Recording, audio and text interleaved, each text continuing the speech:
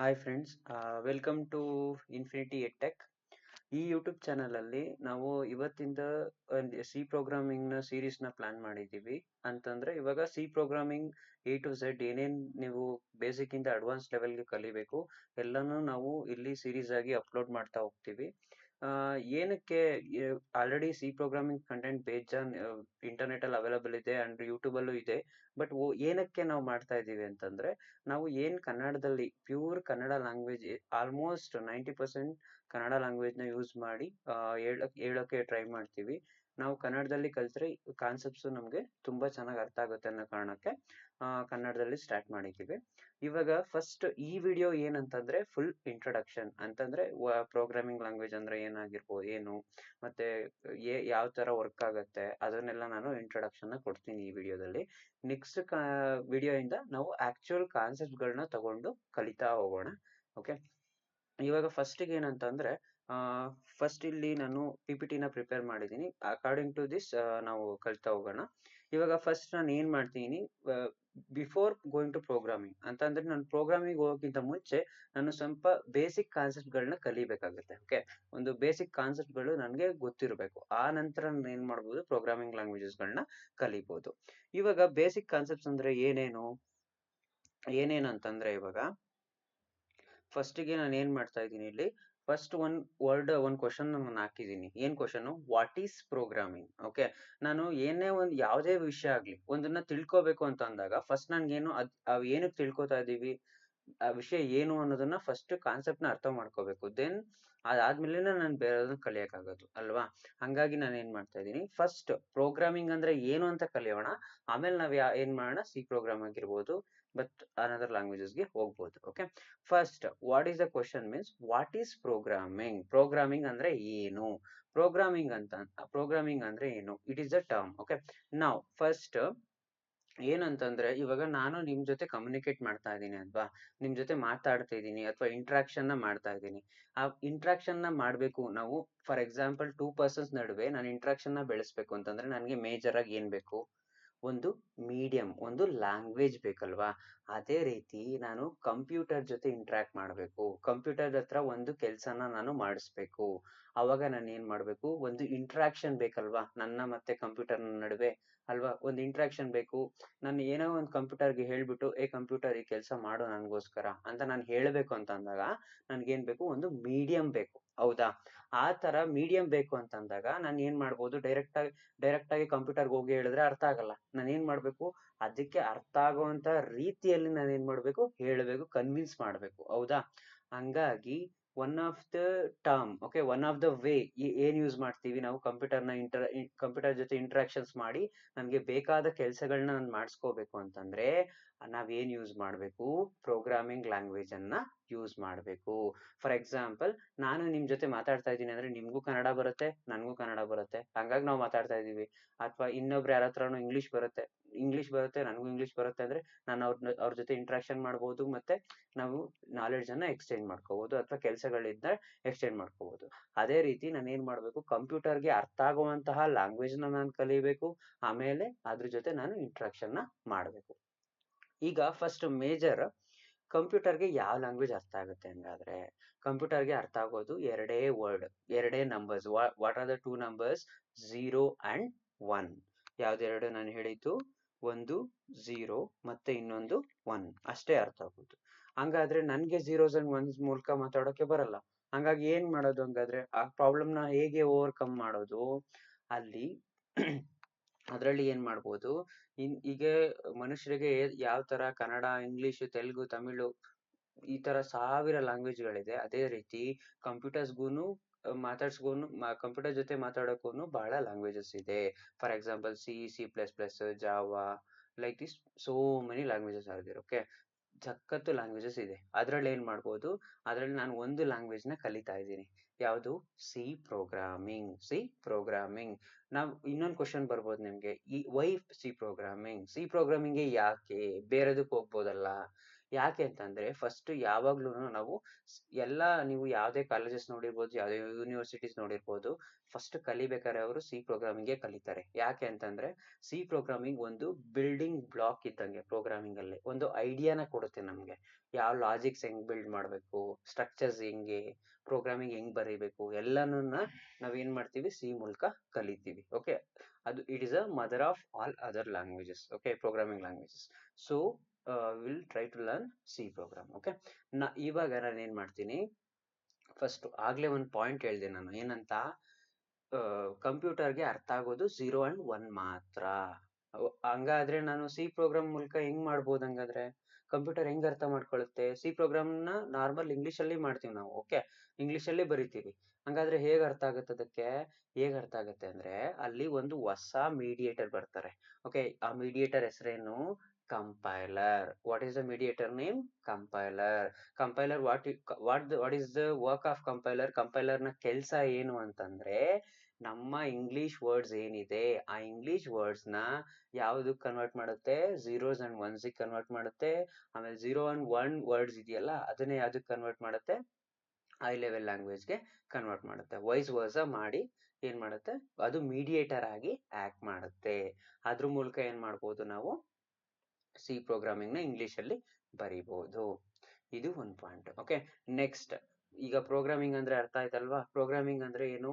ಒಂದು ಮೀಡಿಯಂ, ಒಂದು language. Okay, ಒಂದು ಲ್ಯಾಂಗ್ವೇಜ್ ಏನಕ್ಕೆ ಅಂತಂದ್ರೆ ಕಂಪ್ಯೂಟರ್ ಜೊತೆ ಇಂಟ್ರಾಕ್ಟ್ ಮಾಡಿ ಬೇಕಾದಂತಹ ಕೆಲಸವನ್ನ ಮಾಡಿಸ್ಕೊಳ್ಳೋಕೆ. ಆಮೇಲೆ ಇನ್ನ ಎರಡು ಟರ್ಮ್ಸ್ ನಾನು ಹಾಕಿದ್ದೀನಿ ನಾನಿಲ್ಲಿ. ಫಸ್ಟ್ನೇದು ಯಾವುದು?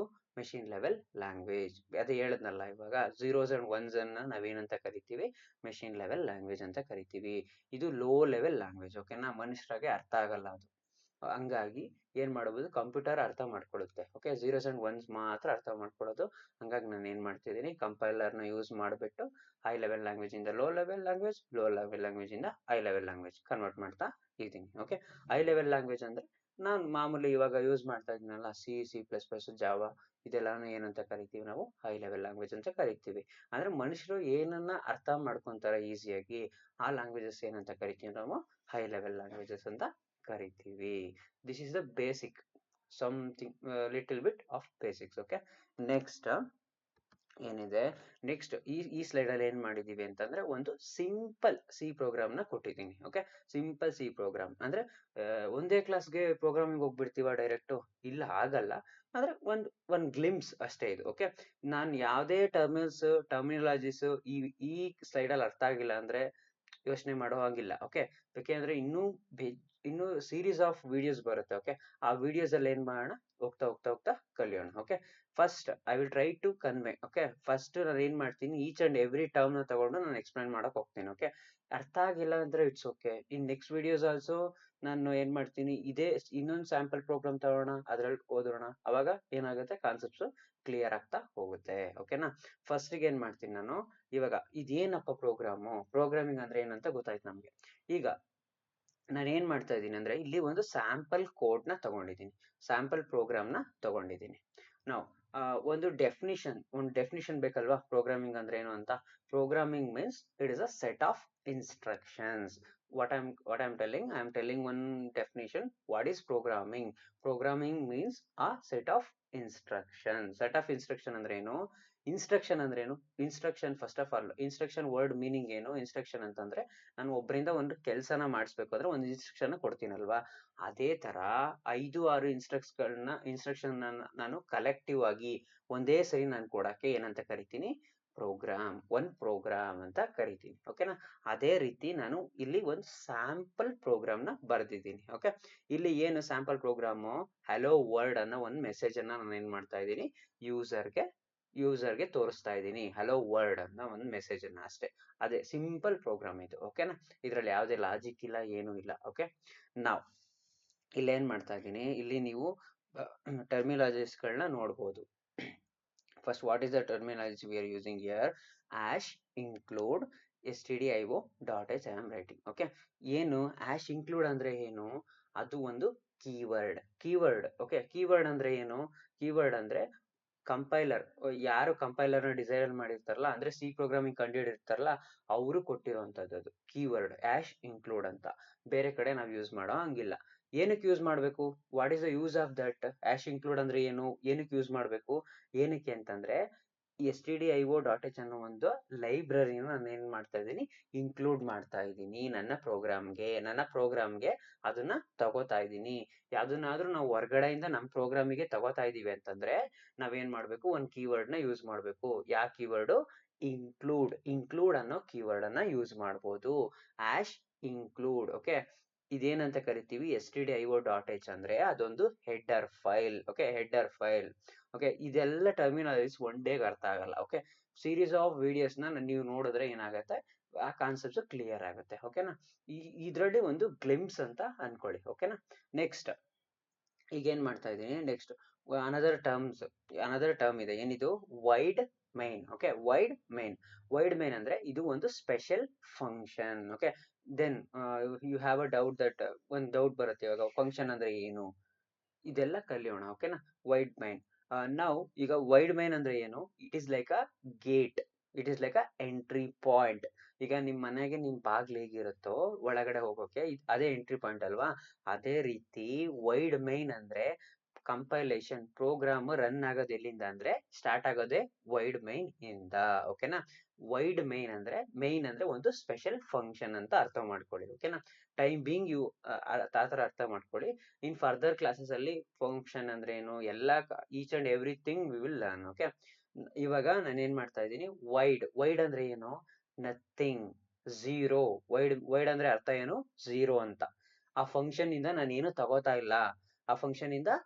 ತಗೋತಾ ಇಲ್ಲ, ಸೊ ಅದೇನು ಕೊಡ್ತಾ ಇಲ್ಲ ಆ ಫಂಕ್ಷನ್. ಓಕೆ, ಸೊ ಅದಕ್ಕೆ ನಾನು ಏನ್ ಮಾಡ್ತಾ ಇದ್ದೀನಿ, ವೈಡ್ ಅಂತ ಕೊಟ್ಟಿದ್ದೀನಿ. ಓಕೆನಾ? ನಾವು ನೆಕ್ಸ್ಟ್ ಏನ್ ಮಾಡಿದೀನಿ ನಾನು, ಪ್ರಿಂಟ್ ಎಫ್ ಅನ್ನೋಂಥದ್ದು ಇದು ಒಂದು ಫಂಕ್ಷನ್. ಓಕೆ, ಈ ಫಂಕ್ಷನ್ ನಾನ್ ಬರ್ದಿಲ್ಲ, ಬೇರೆಯವರು ಕೊಟ್ಟಿರುವಂತ ಫಂಕ್ಷನ್. ಯಾರು ಕೊಟ್ರು? ಒನ್ ಹೂ ಇಂಟ್ರೊಡ್ಯೂಸ್ಡ್, ಯಾರು ಸಿ ಪ್ರೋಗ್ರಾಮ್ ನ ಕಂಡುಹಿಡಿದ್ರಲ್ಲ ಅವರು ಫಸ್ಟೇ ಬರ್ದಿಟ್ಟಿದ್ದಾರೆ. ಎಲ್ಲಿ ಬರ್ದಿಟ್ಟಿದ್ದಾರೆ? ಲೈಬ್ರರಿಯಲ್ಲಿ. ಯಾವ ಲೈಬ್ರರಿ? stdio.h ಅನ್ನೋದು ಇದೆಯಲ್ಲ, ಇಲ್ಲಿ ನಾನು ಯೂಸ್ ಮಾಡಿದ್ದೀನಲ್ವಾ, stdio.h ಅಂತ ಇನ್ಕ್ಲೂಡ್ ಮಾಡ್ಕೊಂಡಲ್ಲ, ಇದನ್ನೇನಂತ ಕರಿತೀವಿ ನಾವು? ಲೈಬ್ರರಿ ಅಂತ ಕರಿತೀವಿ. ಈಗ ಜನರಲ್ ವರ್ಡ್ ಅಲ್ಲಿ ಲೈಬ್ರರಿ ಅಂದ್ರೆ ಹೆಂಗೆ?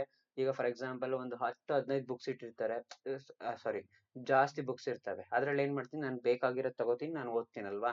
ಅದೇ ರೀತಿ stdio.h ಅಂದ್ರೆ ಅದು ಒಂದು ಲೈಬ್ರರಿ. ಅಂದ್ರೆ ನಾಟ್ ಏನ್ ನಾರ್ಮಲ್ ಲೈಬ್ರರಿ, ಈಗ ನಾವು ನಾರ್ಮಲ್ ಆಗಿ ಯೂಸ್ ಮಾಡ್ತೀವಲ್ಲ ಆ ಲೈಬ್ರರಿ ಅಲ್ಲ. It is like collection of functions. ಒಂದ್ 1000 ಫಂಕ್ಷನ್ಸ್ ಅದ್ರೊಳಗಿದೆ. ಓಕೆನಾ? ಅದ್ರಲ್ಲಿ ಬೇಕಾಗಿರೋದು ಒಂದ್ ಫಂಕ್ಷನ್ ನಾನು ಎತ್ಕೋತಾ ಇದ್ದೀನಿ. ಯಾವುದು? Print F. Okay, print F ಅನ್ನೋ ಫಂಕ್ಷನ್ ನಾನು ಎತ್ಕೋತಾ ಇದ್ದೀನಿ. ಓಕೆನಾ? ಆ ಪ್ರಿಂಟ್ ಎಫ್ ಫಂಕ್ಷನ್ ಎತ್ಕೋಬೇಕು ಅಂದ್ರೆ ನಾನು ಏನ್ ಮಾಡ್ಬೇಕು? ಫಸ್ಟ್ ಆಫ್ ಆಲ್ stdio.h ಅನ್ನುವಂತ ಲೈಬ್ರರಿನ ಇನ್ಕ್ಲೂಡ್ ಮಾಡ್ಕೋಬೇಕು. ಯಾವ್ದ್ರ ಮೂಲಕ ಇನ್ಕ್ಲೂಡ್ ಮಾಡ್ಕೋತೀನಿ ನಾನು? ಆಶ್ ಇನ್ಕ್ಲೂಡ್ ಅನ್ನೋ ಕೀವರ್ಡ್ ಮೂಲಕ ಇನ್ಕ್ಲೂಡ್ ಮಾಡ್ಕೋತೀನಿ. ಓಕೆನಾ? ಇವಾಗ ನೆಕ್ಸ್ಟ್ ಆ ಪ್ರಿಂಟ್ ಎಫ್ ಅನ್ನೋಂಥದ್ದು ಏನು?